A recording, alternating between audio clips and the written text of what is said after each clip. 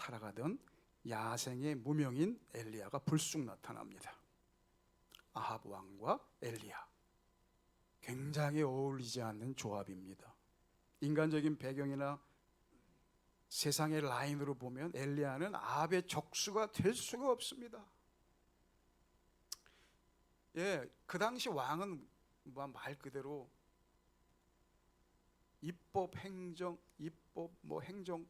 사법권 다 쥔 절대 권력자 아닙니까?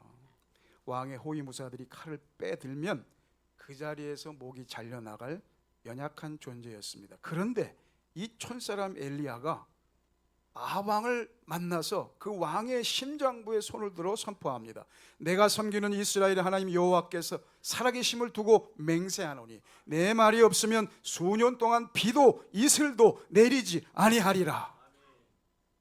야, 여러분, 이 엄청난 영적 야성이 어디서 나왔을까요? 이 용기가 어디서 나왔을까요? 저는 하나님의 말씀을 통해서 저와 여러분이 이런 말씀의 용기, 영적 야성을 회복할 수 있기를 소원합니다. 엘리야라는 이름 자체가요, 예사롭지 않아요. 엘리야라는 말은 엘리, 나의 하나님, 여호와는 나의 하나님이다, 이런 뜻입니다. 온 세상이 바알이 우리의 신이다, 바알이 우리에게 풍요를 준다, 바알이 비를 내리고 바알이 이슬을 내린다, 그래서 바알이 우리의 신이다라고 외칠 때 엘리야는 아니다, 여호와 하나님이 우리의 하나님이다 라고 외칩니다. 비를 주관한다는 가짜신 바알의 땅에서 엘리야는 말씀의 검을 빼들고 여호와의 말씀이 멈추면 바알이 주장한다는 비도 끝난다, 이렇게 말씀하는 거예요. 사랑하는 성도 여러분, 기도의 전사, 기도의 거인은 무슨 대단한 조건에서 태어나는 게 아닙니다. 상하궁에 산다고 기도의 전사가 되는 게 아닙니다. 세상의 조건과 환경이 아무리 거대해 보여도 하나님의 말씀이 내 심령에 임해야 세상을 압도하는 영적 야성이 살아납니다. 하나님의 말씀이 내 심령에 임하면 세상을 이기는 영적 야성이 살아납니다. 내 인생의 엔진은 세상이 아니라 오직 하나님의 말씀인 줄로 믿습니다. 지금 엘리야는 그 얘기하고 있는 거예요. 내 인생의 엔진은 바알이 아니고 세상이 아니고 오직 여호와 하나님의 말씀이다. 이 말씀의 권세를 믿고 세상 앞에 당당히 서는 것이 여러분 기도의 전사가 되기 위한 첫 번째 훈련 과정입니다. 여러분, 다른 건 없어도 저와 여러분에게 하나님의 말씀이 계십니다. 당당히 서시기를 축원합니다. 위대한 기도의 용사로 훈련시키는 말씀의 훈련 두 번째 과정은 무엇이냐면 내 야망을 꺾고 골방의 침묵 속에 철저히 숨기 과정입니다. 첫째는 뭐라고요? 당당히 서기의 과정이었다면 두 번째는 철저히 숨기 과정입니다. 왕궁에서 멋지게 가뭄을 선포한 엘리야. 요즘 같으면 어떤 일이 일어나겠습니까? 야, 엘리야라는 촌사람이 아합 왕을 만났고 어떻게 만났는지 만나기도 힘들죠. 왕을 어떻게 만납니까? 여러분, 국회의원 만나기 얼마나 힘든지 모르죠? 굉장히 힘들어요. 근데 왕을 어떻게 만나요? 요즘 같으면 기자들과 유튜버들이 모여들어서 야, 어떻게 되나 보자, 아합의 친위대에게 목이 잘려나가는지 아니면 무슨 다른 일이 일어나는지 생방송으로 페이스북으로 유튜브로 막 중계하면서 또 기자들은 속보로 그 상황을 전했을지도 모르겠습니다. 잘하면 100만 클릭 들어와서 유대 땅의 영웅이 될 수도 있습니다. 그런데 어떤 일이 일어납니까? 당시 선지자들의 행적에 비추어 보면 이제 엘리야 사역의 이 전성기가 열리는 그런 시점인데요, 군중을 모으고 부흥회를 열어 자신의 영향력을 넓혀야 하는 타이밍인데요, 그 기세 등등한 순간 그 영적 야성으로 아합 앞에 죽기 살기로 선포한 그 순간에 놀라운 반전이 일어납니다. 3절입니다. 다 같이 읽습니다. 시작. 너는 여기서 떠나 동쪽으로 가서 요단 앞 그리스가에 숨고. 하나님이 어떻게 하십니까? 전진이 아니라 후퇴다 말씀하십니다. 그렇게 용기 내서 아합한테 선포하라 그럴 때는 언제고, 이제 숨어라. 스포트라이트가 쏟아지는 왕궁을 떠나 아무도 보지 않는 고독한 광야의 협곡 그릿시냇가로 가서 숨어라. 왜 하필이면 그릿입니까? 그릿이라는 뜻이요, 베어내다, 단절하다라는 그런 뜻이에요. 인간의 소음을 단절하고 세상의 야욕을 단절하고 그릿시냇가로 숨어라. 뿐만 아니라 그 척박한 협곡에서 하나님은 까마귀를 보내십니다. 여러분, 까마귀가 뭡니까? 까마귀는 까마귀입니다. 새의 울음이요, 대부분 예뻐요. 까마귀는 예쁘지는 않더라고. 까마귀를 통해서 아침 저녁으로 떡과 고기를 공급하겠다고 말씀하십니다. 엘리야의 상식과 어떤 이성이 완전히 무너지는 순간입니다.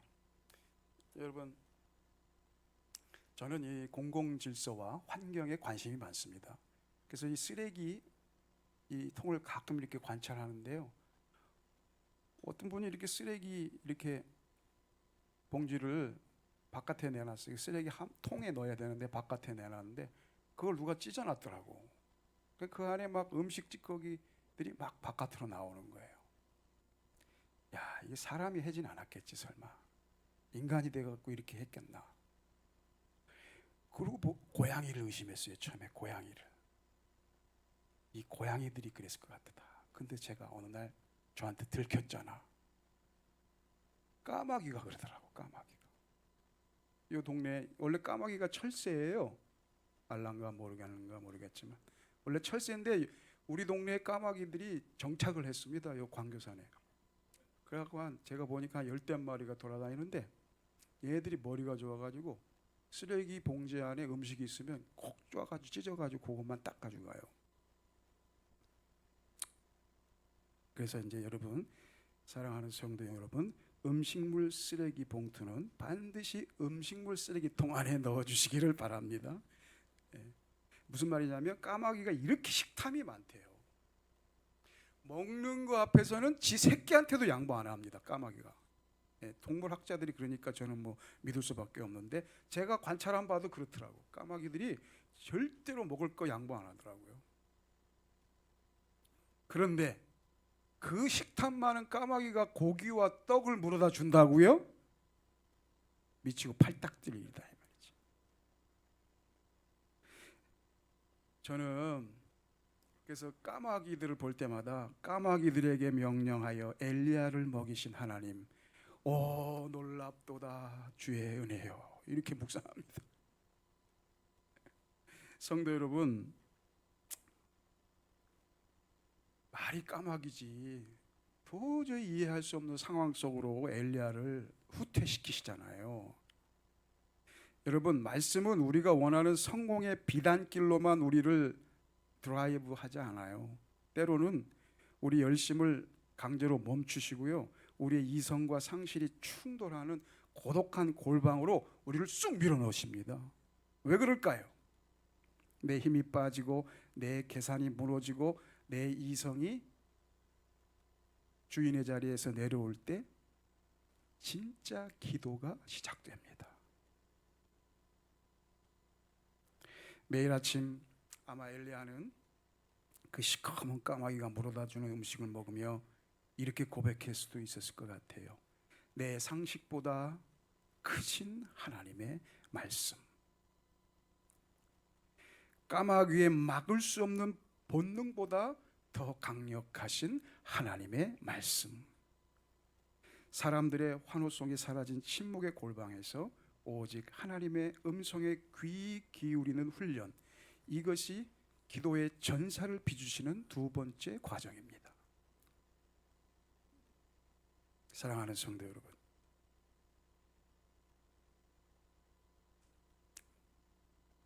하나님의 말씀에 귀 기울이시는 저와 여러분 되시기를 바랍니다. 기도의 전사로 훈련시키는 말씀 훈련의 과정 마지막은 무엇인가?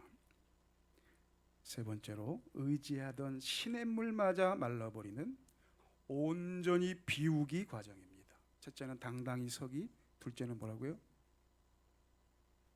네, 셋째는 비우기. 엘리야는 말씀에 순종했습니다. 왕궁을 떠났고 그리 시냇가에 숨었습니다. 까마귀가 주는 음식으로 살아갑니다. 그러면 이제는 탄탄대로가 열려야 되잖아요. 보통 이 드라마에 보면 잘 나가다가 꼬꾸라졌어. 그럼 그 다음에 어떻게 해야 돼? 그래서 다시 복귀해가지고 원수를 갚아야지. 그래야 드라마가 되잖아요. 근데 오늘 성경은 7절, 오늘 본문 7절입니다. 여러분 읽어주세요. 시작. 땅에 비가 내리지 아니하므로 얼마 후에 그 시내가 마르니라. 아멘. 아멘. 엘리야가 말씀에 순종해서 그리 시냇가, 말이 그리 시냇가 아주 완전히 단절되고 고립된 곳에 가서 말이 까마귀지 그 짐승이 물고 온 거 뭐 얼마나 되겠고 얼마나 맛있겠어요. 그거 먹으면서 간신히 생명을 유지하면서 하나님의 말씀 때문에 고생하시면 그 다음에는 좀 뭔가 성공과 영광과 부귀를 주셔야 되는 거 아닙니까?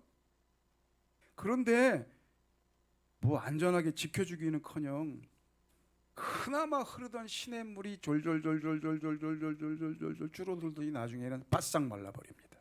바닥이 드러납니다. 먹을 물도 없습니다. 왜 이 모양입니까? 왜 이 모양이에요? 여러분, 여기에 깊은 진리가 있습니다. 하나님은 하나님의 사람들을 훈련시키실 때 하나님의 사람들 안 될래 그러면 뭐 할 말 없어요. 그러나 하나님의 사람들을 훈련시키실 때는 어떻게 하시냐면 하나님이 주신 소위 복덩어리들처럼 보이는 그것, 은혜의 수단, 시냇물처럼 보이는 그것을 말라버리게 하실 때가 있습니다. 그게 우상이 될 수 있기 때문에 그래요. 이스라엘 백성들이 그랬잖아요. 만나와 메추라기를 계속 주니까 야, 만나 메추라기 먹고 뭐 먹을 거 걱정 안 하는데 하면서 목이 뻣뻣해져 가지고 하나님을 원망하고 멸시했단 말이죠. 시냇물이 마른 것은 엘리야의 시선을 그 시냇물로부터 떼어내어 하나님의 다음번 행선지로 인도하는 하나님의 강력한 추진력입니다. 그 시내가 마르니라. 그 시내는 하나님이 가라 그런 시내잖아요. 하나님이 그리 시내가로 가라 그랬잖아요. 근데 왜 그 시내가 말라요? 하나님이 공급하심이 있던 시내가 아닙니까? 그런데 왜 고난이 찾아옵니까? 왜 고통이 찾아옵니까? 왜 하나님은 그 그리 시내가가 말라버리는 고난을 방지하지 아니하시고 그냥 놔두셨을까요? 여기에 깊은 하나님의 말씀의 훈련 코스가 있다는 겁니다. 엔비디아라는 미국 회사 젠슨 황 회장님 여러분 아세요? 요새 뉴스에 많이 나와서 저도 아는데 저는 옛날에 엔비디아 그러면 무슨 게임 회사인 줄만 알았어요. 그런데 요즘에 뉴스에 나온 거 보니까 AI 시대 전 세계 시가총액 1등 회사라 그러더라고요. 와, 대단하다. 쉽게 얘기하면 우리나라 삼성보다 더 크다 이 말이야. 근데 이 AI 반도체 기업 엔비디아 창업자 젠슨 황이 그가 스탠포드 대학교를 졸업했는데 거기 스탠포드 대학교 후배들을 격려하며 축복하는 자리에서 마지막 그의 연설의 포인트가 뭐냐?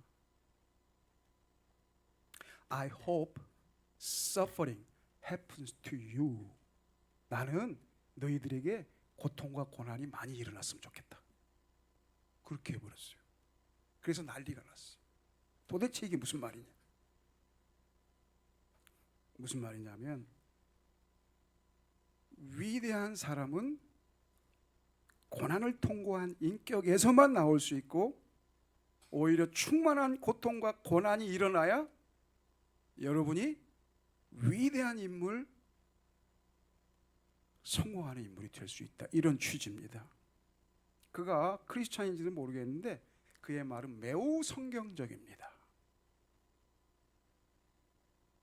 시냇물이 마르는 결핍 속에서 고난을 겪어본 자만이 하나님의 말씀에 순종하며 그 말씀을 붙들고 거룩한 회복 탄력성, 요새 회복 탄력성이란 말이 유행해요. 거룩한 회복 탄력성이 생기기 때문입니다. 우리 오늘 닥터 박과 제가 모양실에서 얘기하는데 제가 궁금한 게 있었어요.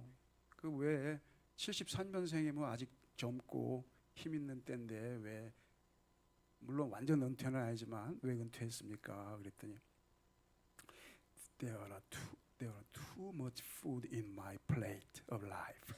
내 인생의 이 접시에 이 음식이 너무 많아가지고 some space for, 좀 내 인생이라는 접시에 뭐 좀 공간이 있었으면 좋겠다는 거예요. I think the space for God. Yeah? 내 생각엔 그래요. 그 스페이스는 아마 하나님을 위한 스페이스가 아닌가. 여러분, 이 시냇물이 마르는 것을 경험해 보지 못한 사람은요, 우리 인생의 이 플레이트에, 접시에 하나님이 역사할 공간이 없어요. 우리 게 너무 많아. 내 안에 내가 너무 많아. 무슨 유행가 가사도 나오잖아요. 내 안에 내가 너무 많아. 당신이 있을 곳이 없어. 주님이 계실 곳이 없어요. 시냇물이 마르는 결핍 속에서 하나님은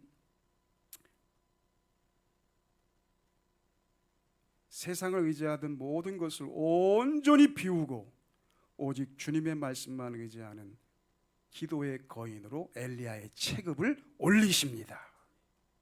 사랑하는 성도 여러분, 지금 혹시 삶의 시냇물이 마르고 있습니까? 그것은 하나님이 여러분을 거룩한 고난의 분량을 통과하게 하사 위대한 사람으로 빚어가시는 훈련 과정인 줄로 믿으시기 바랍니다. 하나님은 마른 시냇가에서 엘리야에게 온몸으로 깨닫게 하십니다. 엘리야야, 엘리야야, 너를 살리는 것은 그 시냇물이 아니야. 너를 살리는 것은 너를 이곳으로 인도하시고 이곳으로 시냇물도 흐르게 하시고 시냇물을 또 마르게도 하시고 비가 오게도 하시고 비를 멈추게도 하시는 여호와의 말씀이다. 왕궁의 담대한 선포, 그리고 시냇가의 깊은 고독, 이것은 모순이 아니라 하나님이 우리를 기도의 전사로 키워가시는 말씀의 정교한 한 세트입니다. 내 삶을 가득 채우고 있던 이 세상에 대한 의존을, 내 인생의 접시를 꽉 채우고 있는 음식들, 그래서 더 이상 아무것도 넣을 수 없는 내 인생 온전히 비워내고 하나님의 공간을 만드는 겁니다. 하나님의 역사의 스페이스를 만드는 겁니다. 그때 비로소 우리는 어떤 가뭄도 뚫고 하늘을 여는 진짜 기도의 사람이 될 줄로 믿습니다. 사랑하는 성도 여러분, 오늘 성경이 보여주는 엘리야는 처음부터 불을 하늘에서 내리는 그런 위대한 기도의 영웅, 기도의 거인이 아니었습니다. 우리와 똑같은 사람이었습니다. 배경 없는 시골 사람이었습니다. 그러나 그에게 여러분 여호와의 말씀이 임했습니다. 그 말씀이 이끄는 대로 그 말씀에게 인생의 핸들을 맡길 때 엘리야는 마침내 기도의 거인이 됩니다. 사랑하는 성도 여러분, 여러분의 삶의 자리는 어디십니까? 아합의 왕궁처럼 화려하시고 그러나 영적으로는 마른 뼈와 같은 자리입니까? 세상의 소음이 차단된 외롭고 고독한 그리시네가의 단계에 계십니까? 그것도 아니라면 그토록 내가 의지하던 건강의 시냇물, 물질의 시냇물, 관계의 시냇물이 바싹 말라 들어가고 있습니까? 낙심하지 마십시오. 절망하지 마십시오. 하나님이 지금 여러분을 말씀의 훈련소로 입소시키는 겁니다. 여러분을 기도의 사람으로 정교하게 빚어가시는 중입니다.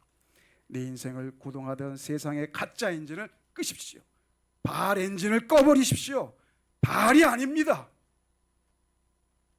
눈앞에 마른 시냇물을 보며 주저앉지 마시고 내 인생의 핸들을 주의 말씀에 맡기시기를 바랍니다. 말씀이 가라 하시면 가고 숨으라 하시면 숨고 비우라 하시면 비워내겠습니다.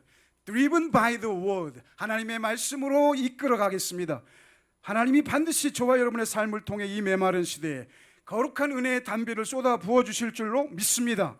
이 위대한 말씀이 이끄는 이 대장정의 기쁨에 우리 열방교회 모든 성도들이 동참하시기를 주님의 이름으로 축원합니다. 우리 이 시간에 주님 말씀하시면 찬송 올립니다.